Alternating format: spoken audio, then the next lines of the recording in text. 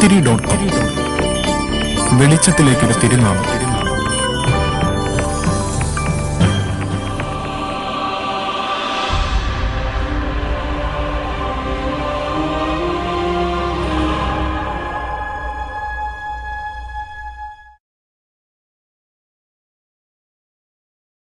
ഗത്സമന എന്ന പദത്തിൻ്റെ ഉൽപ്പത്തി ഗത്സാമിൻ എന്ന എബ്രായ പദത്തിൽ നിന്നാണ്. ഒലിവ് ചക്ക് എന്നാണ് ആ പദത്തിൻ്റെ അർത്ഥം. ഒലിവ് കായ്കൾ ഒലിവ് ചക്കിലിട്ട് ഞെരിച്ച് അമർത്തി എണ്ണയെടുക്കുന്നത് പോലെ സമസ്ത ലോകത്തിൻ്റെയും പാപത്തിൻ്റെ പരിഹാരം കണ്ടെത്തുവാൻ വേണ്ടി ഭൂമിയിൽ അവതാരം ചെയ്ത ദൈവപുത്രനായ കർത്താവായ യേശുക്രിസ്തു മാനസികവും ശാരീരികവും ആത്മീയവുമായ വ്യഥ, എല്ലാ നിലയിലുമുള്ള സമ്മർദ്ദത്തിന് അധീനനായി തകർന്ന് നുറുങ്ങിയിരിക്കുന്ന സാഹചര്യം. ഈ ഒരു പശ്ചാത്തലത്തിലേക്കാണ് യൂദയും സംഘവും ദീപട്ടി പന്തങ്ങളുമായി കടന്നു വരുന്നത് യേശുക്രിസ്തുവിനെ അറസ്റ്റ് ചെയ്യുവാൻ വേണ്ടി. പെസഹ പെരുന്നാളിൽ പങ്കെടുക്കുവാൻ ലക്ഷക്കണക്കിന് യഹൂദന്മാർ ലോകത്തിൻ്റെ വിവിധ ഭാഗങ്ങളിൽ നിന്നും അവിടെ കടന്നു വരാറുണ്ട്. പിൽക്കാലത്ത് AD 65 സെസ്റ്റിൻസ് എന്ന ഒരു ഗവർണർ അദ്ദേഹം ഒരു പഠനം നടത്തി. സാധാരണ പെസഹ പെരുന്നാളിൽ എത്ര ബലികൾ, എത്ര കുഞ്ഞാടുകളെ യാഗം കഴിക്കുന്നുണ്ട് എന്ന് അദ്ദേഹത്തിന് കണ്ടെത്തുവാൻ കഴിഞ്ഞത് ആ സർവേയിൽ ഏറെക്കുറെ 2.5 ലക്ഷം ആടുകളെ ബലി അർപ്പിക്കുന്നുണ്ട് എന്നാണ്. ഏറ്റവും കുറഞ്ഞത് 10 പേർക്ക് വേണ്ടിയാണ് ഒരു കുഞ്ഞാടിനെ യാഗം കഴിക്കുന്നത്. എന്നുവെച്ചാൽ ഒരുപക്ഷെ 25-30 ലക്ഷം യഹൂദന്മാരാണ് സാധാരണ ഒരു പെസഹ പെരുന്നാളിൻ്റെ സമയത്ത് യെരുശലേം എന്ന ആ നഗരത്തിൽ കടന്നു വരുന്നത്.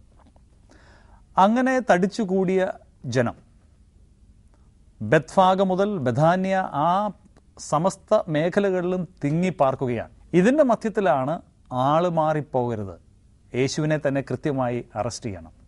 മാത്രമല്ല അധികം ജനങ്ങൾ അറിയാൻ പാടില്ല, ഒരൊച്ചപ്പാടുണ്ടാവാൻ പാടില്ല. ഒരുപക്ഷെ അധികം പേര് അറിഞ്ഞു കഴിഞ്ഞാൽ യേശുവിനെ അനുകൂലിക്കുന്ന ആരെങ്കിലും അവിടെ ഉണ്ടെങ്കിൽ അവർ ഒരു പ്രക്ഷോഭത്തിന് വഴിയൊരുക്കിയാലോ. അതിനാണ് ഒരു ഒറ്റുകാരനെ ആവശ്യമായിരിക്കുന്നത്. അവിടെയാണ് യൂദയുടെ രംഗപ്രവേശം. യൂദ നാം വായിക്കുന്നത് 30 വെള്ളിക്കാശിന് തൻ്റെ ഗുരുവിനെ ഒറ്റിക്കൊടുത്തു എന്നാണ്. പുറപ്പാട് പുസ്തകം 21-ാം അധ്യായത്തിൻ്റെ 32-ാം വാക്യത്തിൽ നാം വായിക്കുമ്പോൾ ഒരു അടിമയുടെ ജീവൻ്റെ വില മാത്രമാണ് 30 വെള്ളിക്കാശ് എന്ന് നമുക്ക് കാണാൻ കഴിയും. ആ വാക്യം നമുക്കൊന്ന് വായിക്കാം. കാള ഒരു ദാസനെയോ ദാസിയോ കുത്തിയാൽ അവൻ അവരുടെ ഉടമസ്ഥന് 30 ശെക്കേൽ വെള്ളി കൊടുക്കണം, കാളയെ കൊന്നുകളയുകയും വേണം. സർവ്വലോകത്തിൻ്റെയും സൃഷ്ടിതാവായ സർവ്വമാനവജാതിയുടെയും രക്ഷിതാവായ ദൈവപുത്രനായ കർത്താവായ യേശുക്രിസ്തുവിൻ്റെ ജീവൻ്റെ വില കേവലം 30 വെള്ളിക്കാശ്. യൂദ അവന് കൽപ്പിച്ചു നൽകിയത് അതാണ്, ഒരടിമയുടെ ജീവൻ്റെ വില. സാത്താൻ യൂദയിൽ പ്രവേശിച്ചു എന്നാണ് ബൈബിളിൽ നാം വായിക്കുന്നത്. സ്വന്തം ജീവിതത്തിലേക്ക് പ്രവേശിക്കുവാൻ യൂദ സാത്താനെ അനുവദിച്ചു എന്നുള്ളതാണ് യാഥാർത്ഥ്യം. തനിക്ക് വേണ്ടി പ്രവർത്തിക്കുവാൻ തയ്യാറുള്ളവരെ നിരന്തരം ദൈവം അന്വേഷിക്കുന്നത് പോലെ തന്നോടൊപ്പം പ്രവർത്തിക്കുവാൻ താല്പര്യമുള്ളവരെ നിരന്തരം സാത്താനും അന്വേഷിച്ചുകൊണ്ടിരിക്കുകയാണ്. ഇതാ യൂദ ഗത്സമന തോട്ടത്തിൽ എത്തിയിരിക്കുന്നു, തൻ്റെ പ്രിയപ്പെട്ട ഗുരുവിനെ ഒറ്റിക്കൊടുക്കുവാൻ വേണ്ടി. ചുംബനം കൊണ്ടാണ് യേശുവിനെ യൂദ ഒറ്റിക്കൊടുത്തത്. അസാധാരണമായ സ്നേഹത്തിൻ്റെ ദിവ്യമായ പ്രകടനമാണ് ചുംബനം എന്നുള്ളത് നമുക്കറിയാം. അതേ ചുംബനത്തിൽ കൂടെ ഏറ്റവും വലിയ ചതി, ഏറ്റവും നിന്ദ്യമായ നീചമായ ചതി, അതാണ് യൂദ പ്രവർത്തിച്ചത്. യേശുവിന് കടുത്ത വ്യഥ സമ്മാനിച്ചിട്ടുണ്ടാവും ഈ ചുംബനം. കാരണം 3.5 വർഷം കൂടെ കൊണ്ടു നടന്ന തൻ്റെ പ്രിയപ്പെട്ട ശിഷ്യൻ, അവൻ തനിക്ക് നൽകിയ സമ്മാനം, ചതിവിൻ്റെ സമ്മാനം, ഒരു ചുംബനം. ഒരടിമ തൻ്റെ യജമാനൻ്റെ കാൽപാദങ്ങളിലാണ് ചുംബിച്ച് അവൻ്റെ സ്നേഹം പ്രകടിപ്പിക്കുന്നത്. എന്നാൽ ഒരു സാധാരണ ദാസന് തങ്ങളുടെ യജമാന്മാരുടെ കൈപ്പത്തിയിൽ ചുംബിക്കുവാൻ അനുവാദമുണ്ട്. എന്നാൽ ശിഷ്യന്മാരാകട്ടെ തങ്ങളുടെ ഗുരുവിനെ, റബ്ബിയെ ചുംബിക്കേണ്ടത് അവൻ്റെ മുഖത്താണ്, ആലിംഗനം ചെയ്താണ് ആ സ്നേഹവും ആദരവും പ്രകടിപ്പിക്കേണ്ടത്. അതേ മാർഗമാണ് യൂദയും അവലംബിച്ചത് എന്നുള്ളത് തികച്ചും വേദനാജനകമായ ഒരു കാര്യമാണ്.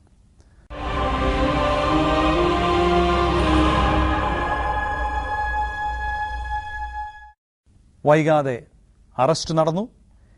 ഇതിനിടയിൽ യേശുവിനോടൊപ്പം ഉണ്ടായിരുന്ന ശിഷ്യന്മാരൊക്കെയും പല സ്ഥലങ്ങളിലേക്ക് പരക്കം പാഞ്ഞു. ഓട്ടത്തിനിടയിൽ അവർ തിരിഞ്ഞു നോക്കിയപ്പോൾ അവർ കാണാൻ കഴിഞ്ഞത് വീണ്ടും ഇതാ തീവെട്ടിപ്പന്തങ്ങൾ നിരനിരയായി പോകുന്നു. ഒലിവ് തോട്ടത്തിൽ നിന്നും, ഗെത്സമന തോട്ടത്തിൽ നിന്നും, ആ മലയിൽ നിന്നും കിദ്രോൻ താഴ്വരയിൽ കൂടെ മുകളിലേക്ക് യെരുശലേമിലേക്ക്, കയ്യഫാവിൻ്റെയും ഹന്നാസിൻ്റെയും അരമനയിലേക്ക്.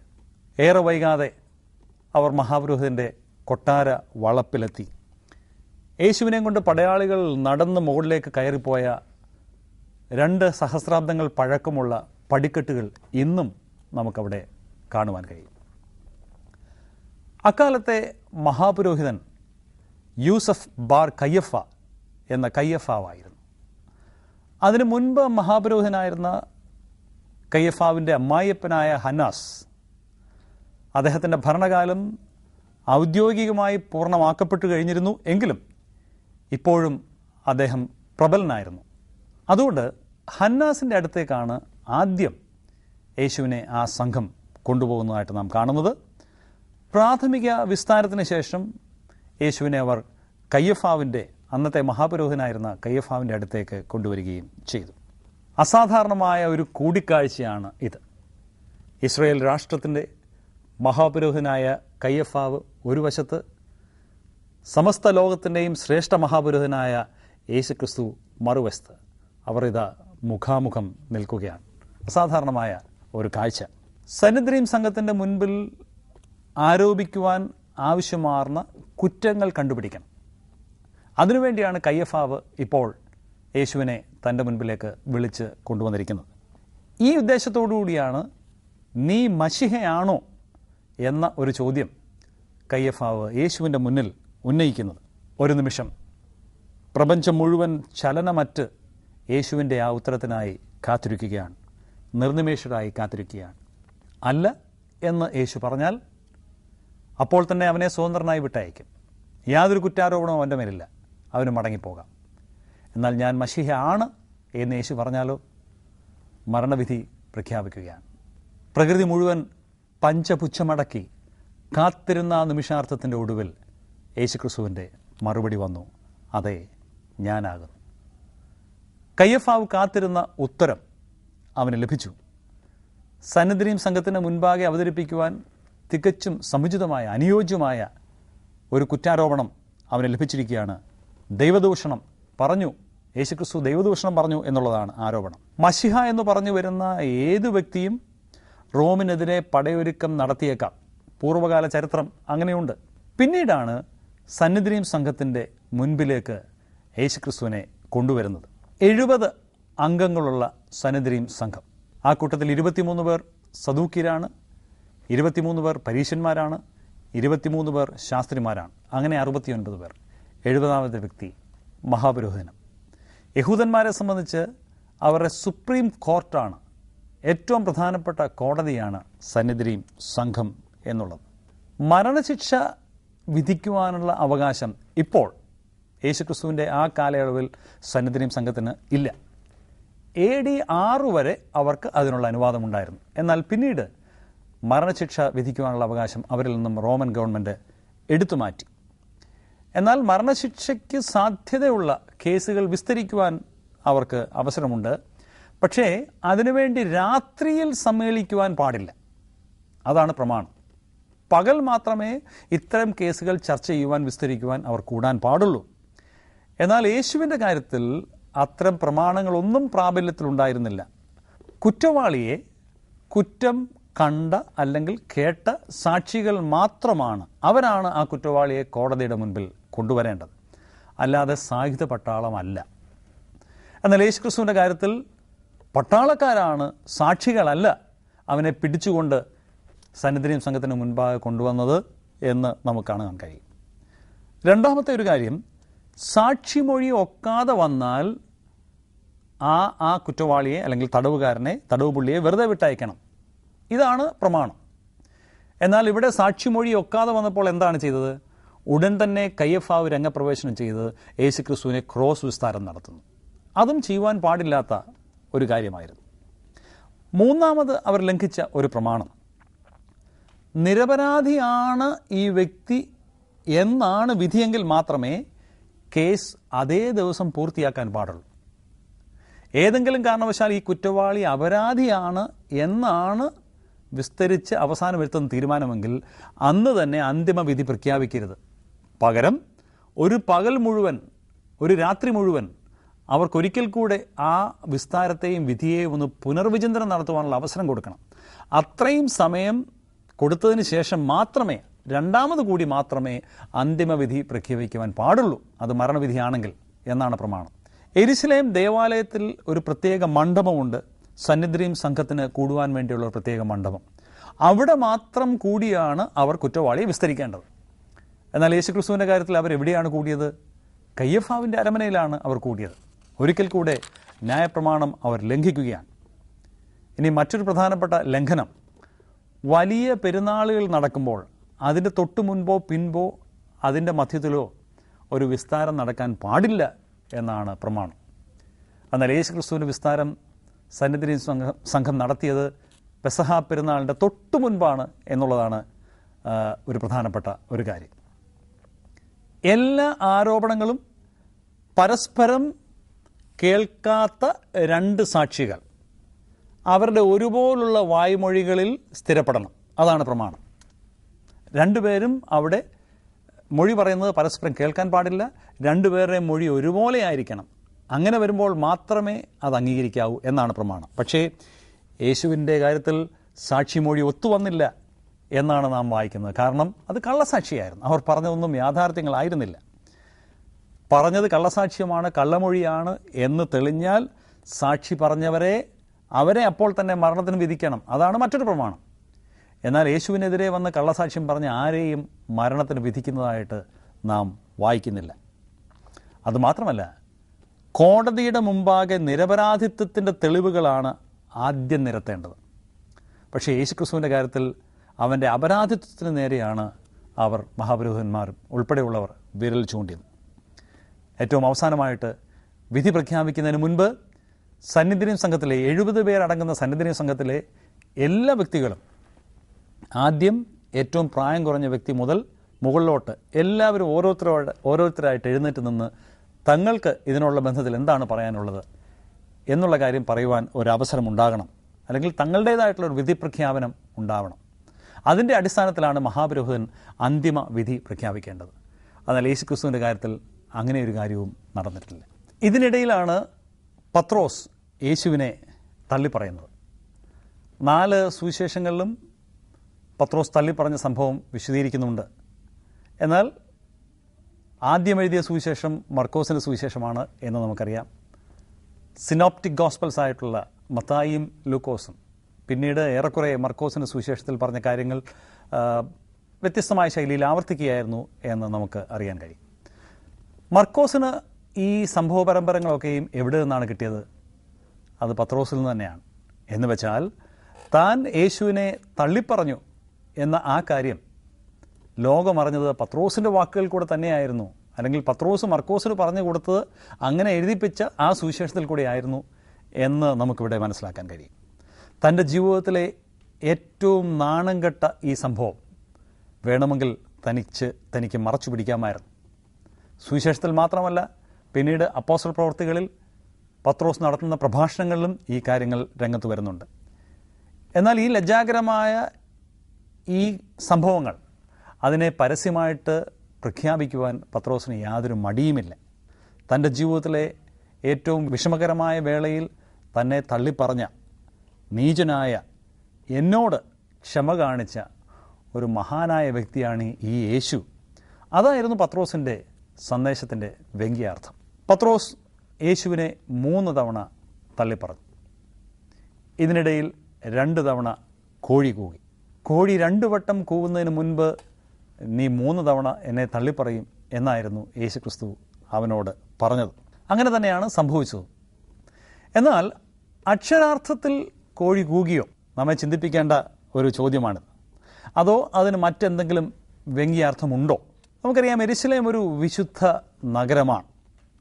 ആ വിശുദ്ധ സ്ഥലത്തെയും വിശുദ്ധ വസ്തുക്കളെയും ഒന്ന് മലീമസമാക്കുന്ന കോഴിയോ അതുപോലുള്ള പക്ഷികളെയോ ഒന്നും യെരുശലേമിൽ വളർത്തുവാനുള്ള അനുവാദം അന്നത്തെ സാംസ്കാരിക പശ്ചാത്തലം പഠിക്കുമ്പോൾ നമുക്ക് മനസ്സിലാക്കാൻ കഴിയും. യെരുശലേം നഗരത്തിൽ അങ്ങനെയുള്ള ഒന്നിനെയും വളർത്തുവാനുള്ള അനുവാദമില്ല. എന്ന് വെച്ചാൽ യെരുശലേം പട്ടണത്തിൻ്റെ ഉള്ളിൽ കോഴി ഉൾപ്പെടെയുള്ള യാതൊരു കിളികളും ഇല്ല എന്ന് നാം അംഗീകരിക്കേണ്ടി വരും.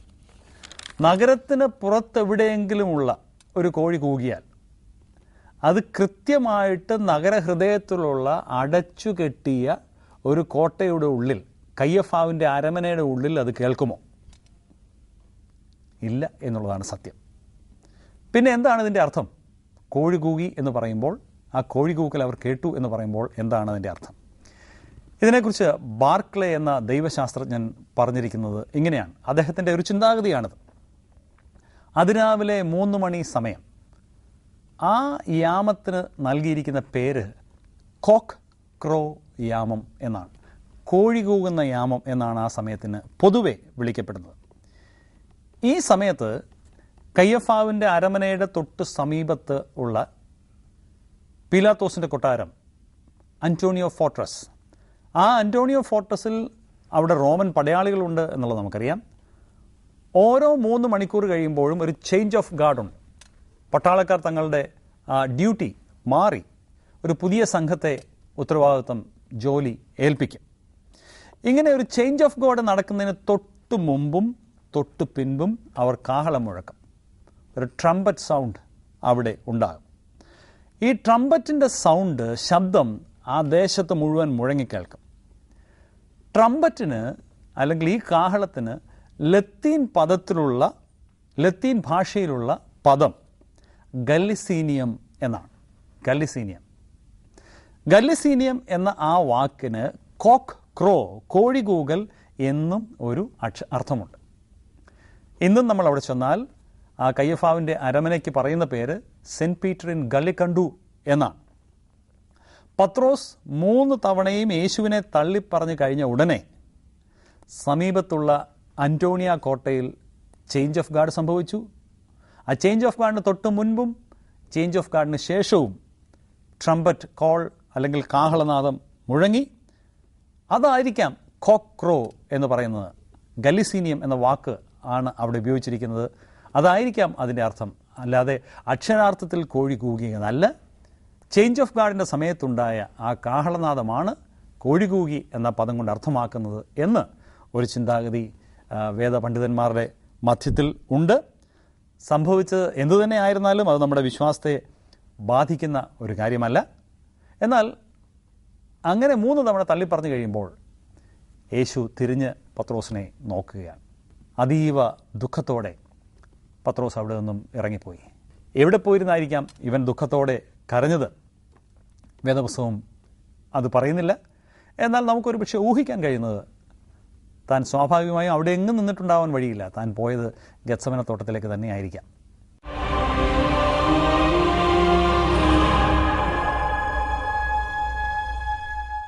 സന്നിധിയും സംഘത്തിൻ്റെ രാത്രിയിലെ ഒത്തുചേരലും വിസ്താരവും തികച്ചും അനൗപചാരികമായിരുന്നു എന്ന് ഞാൻ നേരത്തെ ഓർപ്പിച്ചു. പകൽവട്ടത്തിൽ മാത്രമേ അവർക്ക് പ്രതിയെ വിസ്തരിക്കുവാൻ അനുവാദമുള്ളൂ. എന്ന് വെച്ചാൽ പുലർച്ചെ 6 മണിക്ക് ശേഷം മാത്രം. ഈ അനൗപചാരികമായ വിസ്താരം കഴിഞ്ഞു. ഇനിയും പ്രഭാതമെത്തുവാൻ, പുലരിയെത്തുവാൻ ഏതാനും മണിക്കൂറുകളുണ്ട്. യേശുവിനെ എന്തു ചെയ്യും അത്രയും സമയം? ആ ചോദ്യത്തിനും അവർ ഉത്തരം കണ്ടെത്തി. കയ്യഫാവിൻ്റെ അരമനയുടെ താഴെ ഒരു നിലവറയുണ്ട്, ഗുഹാസമാനമായ ഒരു ഇരുട്ടറ. ഇതുപോലെ റിമാൻഡിൽ ആക്കപ്പെടുന്ന വ്യക്തികളെ അടച്ചിടുവാൻ വേണ്ടിയുള്ള, കുറ്റവാളികളെ അടച്ചിടുവാൻ വേണ്ടിയുള്ള ഒരു സ്ഥലമാണ് ഈ നിലവറ. മുകളിലത്തെ നിലയിൽ നിന്നും ഈ കുറ്റവാളിയെ ശരിക്കും താഴേക്ക് വലിച്ചെറിയുകയാണ് ചെയ്യുന്നത്. ഈ ഇരുട്ടറയിലേക്ക് ഇങ്ങനെ വലിച്ചെറിയപ്പെടുന്നതിനിടയിൽ പലപ്പോഴും ഇടതും വലത്തുമുള്ള ഭിത്തിയിലൊക്കെയും ഇടിച്ച് ആ വ്യക്തിയുടെ തലയും മറ്റ് ശരീരഭാഗങ്ങളൊക്കെ പൊട്ടുകയും ഒടിയുകയും ചെയ്യുന്നത് സ്വാഭാവികമാണ്. ശരീരത്തിൻ്റെ പല ഭാഗങ്ങളും അങ്ങനെ പൊട്ടിപ്പിളർന്നു എന്ന് വന്നേക്കാം. ഇവിടെ വീഴുന്ന കുറ്റവാളികളുടെ സഹവാസം ഇരുട്ടുമായി മാത്രമാണ്. അതുകൊണ്ടാണ് മശിഹ സങ്കീർത്തനമായ 88-ാം സങ്കീർത്തനത്തിൽ ഇങ്ങനെ എഴുതിയിരിക്കുന്നത്: കുഴിയിൽ ഇറങ്ങുന്നവരുടെ കൂട്ടത്തിൽ എന്നെ എണ്ണിയിരിക്കുന്നു, നീ എന്നെ ഏറ്റവും താണകുഴിയിലും ഇരുട്ടിലും ആഴങ്ങളിലും ഇട്ടിരിക്കുന്നു. എൻ്റെ പരിചയക്കാരെ നീ എന്നോട് അകറ്റി, പുറത്തിറങ്ങുവാൻ കഴിയാതെ വണ്ണം എന്നെ അടച്ചിരിക്കുന്നു എന്നാണ് അവിടെ രേഖപ്പെടുത്തിയിരിക്കുന്നത്.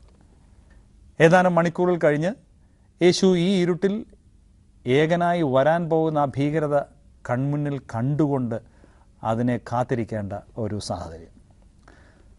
പുലർച്ചയ്ക്ക് തന്നെ യേശുവിനെ ഔദ്യോഗികമായി സമ്മേളിച്ച് സന്നിധിയും സംഘത്തിൻ്റെ മുൻപിലെത്തിക്കുകയും അവർ കുറ്റപത്രം തയ്യാറാക്കുകയും ചെയ്തു. അതിനുശേഷം യേശുവിനെ റോമൻ ഗവർണറായ പീലാത്തോസിൻ്റെ, അന്ന് അദ്ദേഹം പാർക്കുന്ന അന്റോണിയ കോട്ടയിലെ പ്രിറ്റോറിയത്തിൽ എത്തിക്കുന്നതായിട്ട് നാം വായിക്കുന്നുണ്ട്. റോമൻ അധികാരിക്ക് മാത്രമേ ഒരു വ്യക്തിയെ മരണശിക്ഷയ്ക്ക് വിധിക്കാൻ സാധിക്കുകയുള്ളൂ. അതുകൊണ്ടാണ് അവർ യേശുവിനെ പീലാത്തോസിന് മുൻപിൽ കൊണ്ടുവന്നത്. ആരായിരുന്നു ഈ പീലാത്തോസ്? അദ്ദേഹം റോമൻ ഗവർണറാണ് എന്നാണ് നാം തിരുവചനത്തിൽ വായിക്കുന്നത്. എന്നാൽ ലോക ചരിത്രത്തിൽ ദീർഘകാലം പീലാത്തോസ് എന്നൊരു വ്യക്തിയെക്കുറിച്ച് യാതൊരു സൂചനയും ഉണ്ടായിരുന്നില്ല. സെക്കുലർ ചരിത്രത്തിൽ പീലാത്തോസ് എന്ന വ്യക്തിയെക്കുറിച്ചുള്ള യാതൊരു തെളിവുകളും ഉണ്ടായിരുന്നില്ല. വേദപുസ്തകത്തിൽ മാത്രമാണ് പീലാത്തോസിനെ കുറിച്ച് വായിക്കുന്നത്. അതുകൊണ്ട് പീലാത്തോസ് ഒരു കൽപ്പിത കഥാപാത്രമായിരുന്നു. പീലാത്തോസ് യേശുവിനെ വിസ്തരിച്ചു, ഇതൊക്കെ വെറും കെട്ടുകഥയാണ്, ബൈബിൾ തെറ്റാണ് എന്നൊക്കെ വാദിച്ചിരുന്ന ഒരു കാലയളവുണ്ടായിരുന്നു. എന്നാൽ കൈസരിയയിലെ ഹെരോദാവിൻ്റെ കൊട്ടാരത്തിൽ അവിടെ ഉത്ഖനനം നടത്തിയപ്പോൾ പൊന്തിയോസ് പീലാത്തോസിൻ്റെ പേർ രേഖപ്പെടുത്തിയ ഒരു ശിലാഫലകം, സഹസ്രാബ്ദങ്ങൾ പഴക്കമുള്ള ഒരു കല്ല് കണ്ടെത്തുവാൻ അവർ കഴിഞ്ഞു. അങ്ങനെയാണ് പീലാത്തോസിൻ്റെ അസ്തിത്വവും ബൈബിളിൻ്റെ ആധികാരികതയും അംഗീകരിക്കുവാൻ യോഗ്യതയുള്ളതാണ് എന്ന് മനസ്സിലാക്കാൻ കഴിഞ്ഞതും ആരും അത് സ്വീകരിക്കുവാൻ നിർബന്ധിതരായി തീരുകയും ചെയ്തത്. ഇപ്പോൾ വെറും നാമാവശേഷമായി കിടക്കുന്ന കൈസരിയയിലെ കൊട്ടാരത്തിലായിരുന്നു പീലാത്തോസ് സ്വാഭാവികമായും പാർത്തിരുന്നത്. എന്നാൽ ഉത്സവകാലം വരുമ്പോൾ യെരുശലേമിൽ ഒരു വലിയ ജനസമൂഹം തടിച്ചുകൂടും. ആ സമയത്ത് റോമിനെതിരായി ലഹള ഉണ്ടാകാൻ പാടില്ല, റിവോൾട്ട് ഉണ്ടാകാൻ പാടില്ല. അതുകൊണ്ട് കാര്യങ്ങളെല്ലാം നിയന്ത്രിക്കാൻ വേണ്ടി, മേൽനോട്ടത്തിന് വേണ്ടി പീലാത്തോസ് കൈസരിയിലെ കൊട്ടാരത്തിൽ നിന്നും യെരുശലേമിലുള്ള അന്റോണിയ ഫോർട്ടസിൽ വന്ന് പാർക്കാറുണ്ടായിരുന്നു. അങ്ങനെ ഒരു പാർപ്പിൻ്റെ കാലയളവായിരുന്നു ഇപ്പോഴത്തേത്. ഈ സമയത്താണ് യഹൂദ മത മേധാവികൾ യേശുവിനെയും കൊണ്ട് പീലാത്തോസിനെ സമീപിക്കുന്നത്. യേശുവിനെതിരെ 3 കുറ്റാരോപണങ്ങളാണ് അവർ പീലാത്തോസിന് മുൻപിൽ നിരത്തിവെച്ചത്. 1, അവൻ വിപ്ലവകാരിയാണ്. 2, കൈസറെ മറിച്ചിട്ട് അവൻ രാജാവാകാൻ ശ്രമിക്കുന്നു. 3, ടാക്സ് കരം കൊടുക്കുന്നതിനെതിരെ അവൻ ജനങ്ങളെ പഠിപ്പിക്കുന്നു. ഈ 3 ആരോപണങ്ങളാണ് അവർ ഉന്നയിച്ചത്. എന്നാൽ യഹൂദന്മാർ യേശുവിനോടുള്ള അസൂയ കൊണ്ടാണ് ഇങ്ങനെയൊക്കെയും ആരോപിക്കുന്നത് എന്ന് തിരിച്ചറിയുവാനുള്ള വിവേകവും ബുദ്ധിയും പൊന്തിയോസ് പീലാത്തോസിനുണ്ടായിരുന്നു.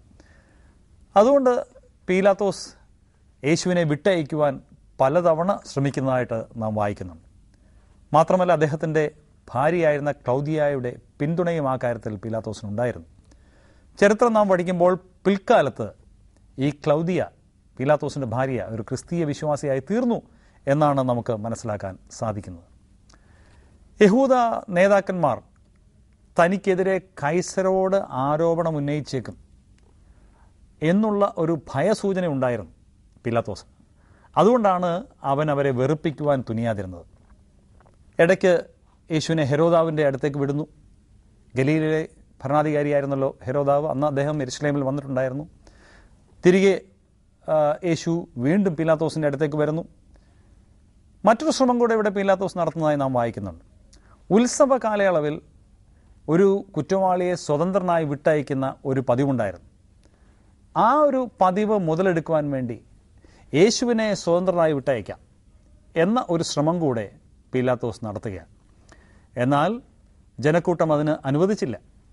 ഒടുവിൽ അടുപ്പിച്ച് യേശുവിനെ വിട്ടയക്കുവാൻ വേണ്ടി ഒരു ശ്രമവും പീലാത്തോസ് നടത്തുന്നതായിട്ട് നാം കാണുന്നുണ്ട്. കുറേ അടി കൊടുത്തു കഴിഞ്ഞാൽ, ഇവൻ്റെ ശരീരത്തെല്ലാം മുറിപ്പാടുകളും ചോരക്കളമായി അവൻ്റെ ശരീരം തീരുന്ന കണ്ടു കഴിഞ്ഞാലെങ്കിലും ഈ ജനത്തിൻ്റെയും മത മേധാവികളുടെയും മനസ്സലിയും എന്നുള്ള പ്രതീക്ഷയായിരുന്നു പീലാത്തോസിനുണ്ടായിരുന്നത്. എന്നാൽ എല്ലാ ശ്രമങ്ങളും പരാജയപ്പെട്ടു. ഒടുവിൽ പീലാത്തോസ് ഗബഥ എന്ന കൽത്തളത്തിലേക്ക് വന്നു.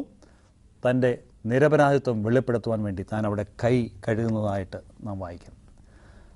ആവർത്തന പുസ്തകം 26-ാം അധ്യായത്തിൽ ഒരു പ്രമാണം പറയുന്നുണ്ട്. ഒരു വ്യക്തിയുടെ വയലിൽ ഒരു അജ്ഞാത ജഡം കണ്ടെത്തിയാൽ അവർ പട്ടണത്തിലെ മൂപ്പന്മാരുമായിട്ട് അവിടേക്ക് വരണം. ഏത് പട്ടണത്തിന് അടുത്താണ് ഈ അജ്ഞാത ജഡം കിടക്കുന്നത്, ആ പട്ടണത്തിലെ അധിപന്മാർ അവിടെ വന്ന് ഒരു പാത്രത്തിൽ വെള്ളമെടുത്ത് കൈ കഴുകി ആ വെള്ളം ഈ മൃതദേഹത്തിന്മേൽ ഒഴിക്കണം. ഞങ്ങൾക്ക് ഈ രക്തത്തിൽ പങ്കില്ല, ഈ കൊലപാതകത്തിൽ ഞങ്ങൾക്ക് പങ്കില്ല എന്നാണ് അങ്ങനെ കൈ കഴുകുന്നതിൻ്റെ അർത്ഥം. ആ യഹൂദ പ്രമാണത്തിൻ്റെ ഒരു വികൃത അനുകരണം കൂടിയാണ് പീലാത്തോസ് നടത്തിയത് എന്ന് വേണം നാം വിശ്വസിക്കുവാൻ. അങ്ങനെ യേശുക്രിസ്തുവിനെ ക്രൂശിക്കുവാൻ പീലാത്തോസ് യഹൂദന്മാർക്ക് അവനെ വിട്ടുകൊടുത്തു. എല്ലാ റോമൻ നിയമങ്ങളും കാറ്റിൽ പറത്തി സ്വന്തം മനസാക്ഷിയുടെ കണ്ണുകെട്ടി കലാപമുണ്ടായേക്കാം എന്ന ഭയപ്പാടിൽ തൻ്റെ ജീവനും സ്ഥാനവും തെറിച്ചുപോയേക്കാം എന്ന ആ ഭയത്തിൽ പീലാത്തോസ് വിധി പ്രഖ്യാപിക്കുകയാണ്. എന്നാൽ താൽക്കാലികമായ ആ ലാഭത്തിനും സുരക്ഷിതത്തിനും വേണ്ടി പീലാത്തോസ് നൽകേണ്ടി വന്നത് തൻ്റെ ആത്മാവിൻ്റെ നിത്യതയുടെ വില തന്നെയായിരുന്നു എന്ന് താൻ മറന്നുപോയി. ഇനി സംഭവിക്കുന്നത് മനുഷ്യ ദുഷ്ടതയുടെ അതിൻ്റെ പാരമ്യമാണ്. മനുഷ്യൻ്റെ ദുഷ്ടത വളർന്ന് അതിൻ്റെ വളർച്ച മുറ്റി അത്യുച്ച കോടിയിലെത്തിയ ആ കാഴ്ച ലോക ചരിത്രത്തിലെ തന്നെ തിന്മയുടെ അന്ധകാര ശക്തിയുടെ നഗ്നമായ വിളയാട്ടം. യേശുക്രിസ്തുവിനെ അവർ ക്രൂശിച്ചു.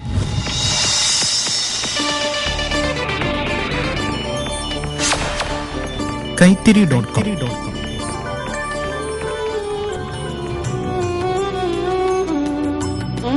ഗാനങ്ങൾ, പ്രഭാഷണങ്ങൾ,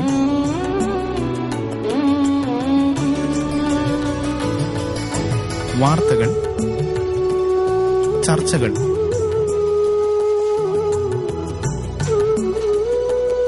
സംവാദങ്ങൾ,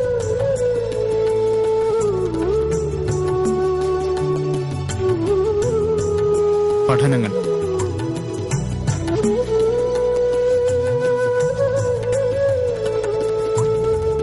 ഏതു പ്രായക്കാർക്കും അനുയോജ്യമായ വിഭവങ്ങളുമായി കൈത്തിരി.com വെളിച്ചത്തിലേക്കൊരു തിരുനാളം.